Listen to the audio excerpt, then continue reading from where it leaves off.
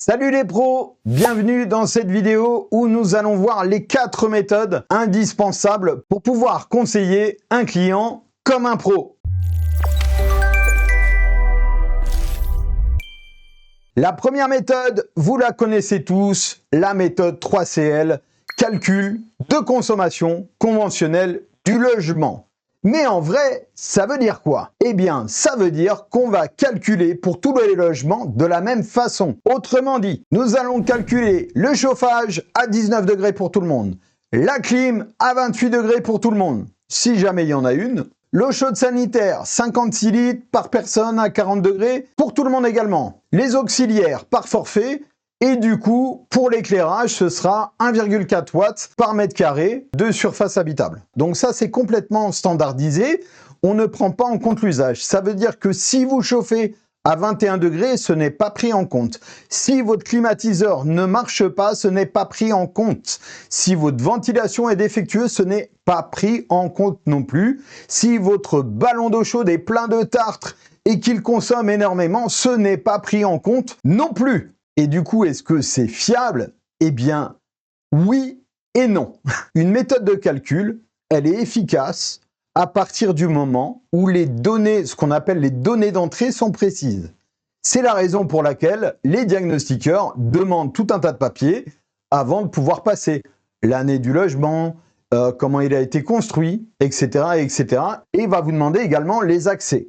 Lui, il a pour instruction que si jamais il fait un DPE, et que son confrère le fait en même temps, ils doivent avoir la même notation sur la base de données d'entrée qui sont saisies de la façon suivante. Premièrement, ce qui est mesuré, observé. Ça veut dire qu'il doit être capable de prouver qu'il a pu soit prendre des mesures pour la géométrie, soit venir l'observer. Si jamais il vous dit il n'y a pas d'isolant, il faut qu'il prouve qu'il n'y a pas d'isolant et qu'il a pu voir qu'il n'y avait pas d'isolant. Si toutefois, malgré toutes ces investigations, il n'est pas capable de définir s'il y a un isolant ou pas, alors il mettrait une valeur par défaut. Bah ouais, il va pas faire des trous partout chez vous pour aller faire une notation de DPE. Vous risqueriez de ne pas être content. Beaucoup de personnes vont dire « oui, mais souvent, ça correspond pas bien à la facture, etc. » Le but du jeu, c'est pas d'être au centime près. Le but du jeu, c'est de donner des indicateurs et ça a été construit de façon à ce que ce soit le plus économique possible. C'est-à-dire qu'on a utilisé le principe de Pareto. Donc le principe de Pareto, c'est quoi? C'est 20% de données d'entrée pour aller donner 80% de fiabilité. Donc le but du jeu, c'est que le diagnostiqueur puisse aller vite et qu'à partir des données collectées, il puisse vous donner une note qui est relativement fiable. Donc évidemment, il y a toujours 20% des biens où ça ne pourra jamais coller. Pourquoi? Parce qu'ils ont une géométrie complexe, parce qu'il y a des choses qui ont été faites dans un sens, dans l'autre, on ne peut pas les trouver, on n'a pas l'historique, etc., etc. Donc oui, il y a des fois où le DPE, ça colle pas. Et puis il y a d'autres fois où ça colle très bien. Mais le but du jeu, aujourd'hui, c'est de pouvoir informer le futur acheteur ou bien le futur locataire pour ne pas se retrouver dans des situations de précarité énergétique. Mais c'est quoi la précarité énergétique? Eh bien, la précarité énergétique, aujourd'hui, c'est une personne qui consacre plus de 10% de ses revenus à sa facture énergétique. Et ça touche de plus en plus de Français. C'est la raison pour laquelle le DPE est obligatoire et devient une arme pour lutter contre cette précarité énergétique. Et en fait, le DPE est devenu la représentation, en valeur vénale, je parle, de la qualité d'un bien. Et c'est vrai que généralement, quand on a une maison qui est en G, d'un point de vue standing, c'est pas terrible.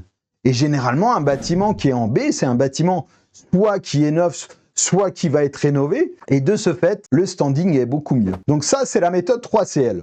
En cas de vente, en cas de location, et on va me dire, mais quand c'est en E, en F ou en G, audit obligatoire, toujours sur la méthode 3CL. Donc la méthode 3CL, c'est une méthode qui est opposable. Aujourd'hui, ce qu'il faut comprendre, c'est que l'audit énergétique, c'est un document qui va servir, tout comme le DPE, de contestation à un éventuel acquéreur, mais qui va également servir à aller mobiliser les aides de l'ANA, l'Agence nationale de l'amélioration de l'habitat, et qui vont permettre de déclencher les aides de MaPrimeRénov', et plus particulièrement MaPrimeRénov' rénovation d'ampleur. Alors pourquoi utiliser la méthode 3CL? MaPrimeRénov', c'est de l'argent public il est impératif d'avoir une méthode qui est opposable pour pouvoir mobiliser cet argent public. Je pense que je n'étonne personne quand je dis que nos caisses aujourd'hui, elles ne sont pas particulièrement remplies.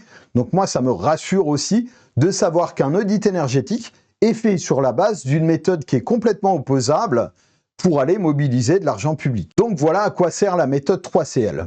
Dans l'audit énergétique, qu'est-ce qu'on va faire de plus que dans le DPE? Eh bien en fait, on va reprendre le DPE et à la fin, on va venir expliquer en disant, dans la méthode 3CL, on part du principe que tout fonctionne, mais en réalité, tout ne fonctionne pas. C'est ce qu'on va inscrire dans les désordres et les pathologies. Et à partir des désordres et des pathologies, on va venir construire un scénario de rénovation qui aura pour objectif d'améliorer sur le plan énergétique le bâtiment, d'améliorer sur le plan des gaz à effet de serre le bâtiment, mais aussi d'améliorer l'actif immobilier en tant que tel, en venant réparer tous les désordres qu'on aura pu constater. Et c'est une méthode qui est purement réglementaire. Elle sert très bien dans un cadre réglementaire, mais elle peut atteindre rapidement ses limites dans d'autres cas. Du coup, nous arrivons à l'ancienne méthode qu'on appelle THCEX, permet, dans la façon de faire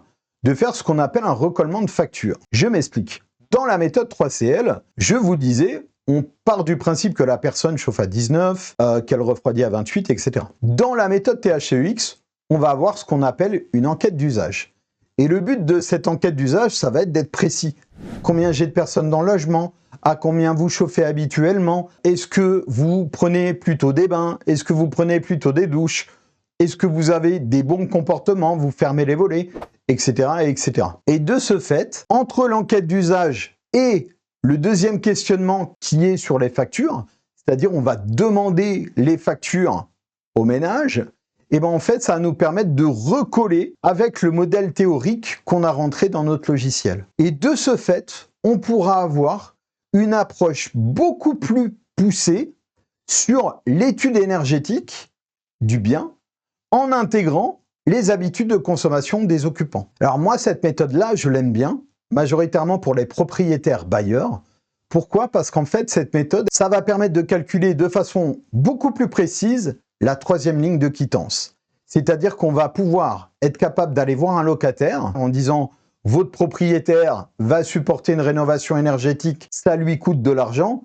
C'est normal que vous, qu'allez en récupérer les bénéfices, à savoir une réduction de la facture, vous puissiez bien évidemment mettre la main au porte-monnaie. » Et ça, bien évidemment, c'est cadré par un texte de loi bien précis que vous retrouverez bien évidemment en description. Ça permet d'inviter le locataire à venir contribuer à cet effort du fait que c'est lui qui sera le bénéficiaire direct de l'économie d'énergie. Cette méthode THCEX, elle va effectivement permettre d'être beaucoup plus fin dans le calcul de la troisième ligne de quittance. Elle va aussi permettre de répondre de façon beaucoup plus précise aux gens qui n'ont pas spécialement droit aux aides de l'ANA. Je m'explique. La méthode THCEX permet, via le recollement de factures et via l'enquête d'usage, d'être beaucoup plus fin dans l'analyse de l'économie d'énergie. Pour les personnes qui n'ont pas le droit aux aides de l'ANA, ça veut dire qu'il n'y a pas de cahier des charges réglementaire vraiment. C'est-à-dire qu'en fait, ils vont nous poser une seule question pour pouvoir financer ça,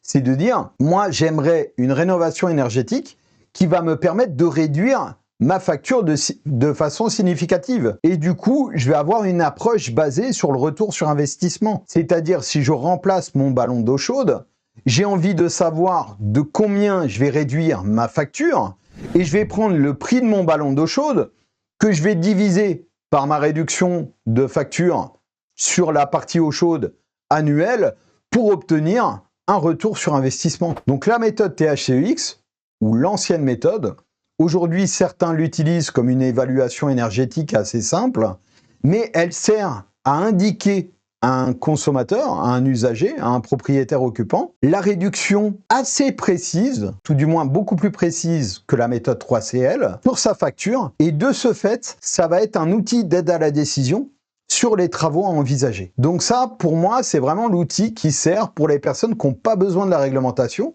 qui disent « prime rénov, je m'en fiche, je suis très bien chez moi et j'ai envie de faire une rénovation énergétique ». pour m'attaquer à mes factures. Cependant, et là on arrive à la troisième méthode, certains vont vous dire non seulement je veux réduire mes factures, mais en plus je veux avoir du confort. Pourquoi? Parce que j'ai froid, je ne veux plus avoir froid, j'ai eu trop froid, ou bien j'ai eu trop chaud, et aujourd'hui je veux garantir le fait que j'aurai du confort à l'issue de ma rénovation. Et c'est là où la STD, ou simulation thermique dynamique, entre en jeu, où là on va venir faire une rénovation énergétique et on va venir stresser la maison sur la base des éléments du confort thermique de Givoni. Une vidéo dédiée là-dessus de façon à pouvoir bien les maîtriser et bien les comprendre et de façon à être sûr que le bâtiment réagit correctement en termes de confort et qu'on ne se retrouve pas avec ou des surchauffes ou bien on n'arrive pas à atteindre des températures de confort en été inférieures à 28 par exemple, et où en hiver, par exemple, on n'arrive pas à dépasser les 19 degrés. Et on va venir étudier les températures extérieures,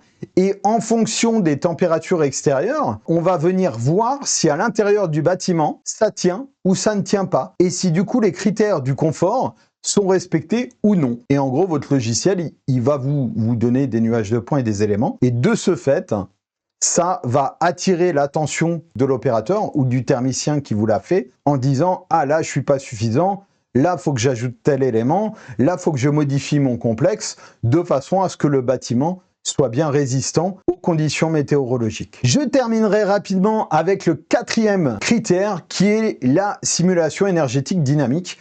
Alors là, tout y passe, hein. Le confort, le test, la facture, etc. On est vraiment sur la prestation la plus haut de gamme à mon sens. Dans le tertiaire, la SED, elle est aussi conçue pour pouvoir venir s'engager sur de la performance réelle. C'est-à-dire qu'aujourd'hui, quand vous faites une SED, dans l'idéal, on va aller garantir une performance à l'arrivée, que ce soit en termes de confort, que ce soit en termes de consommation, que ce soit au niveau des systèmes. Donc avec la SED, on a énormément d'indicateurs et on peut aller assez loin. Dans le résidentiel, c'est un petit peu too much, sauf si vous voulez vraiment prouver la valeur d'un actif, où là, ça vaut le coup de la faire.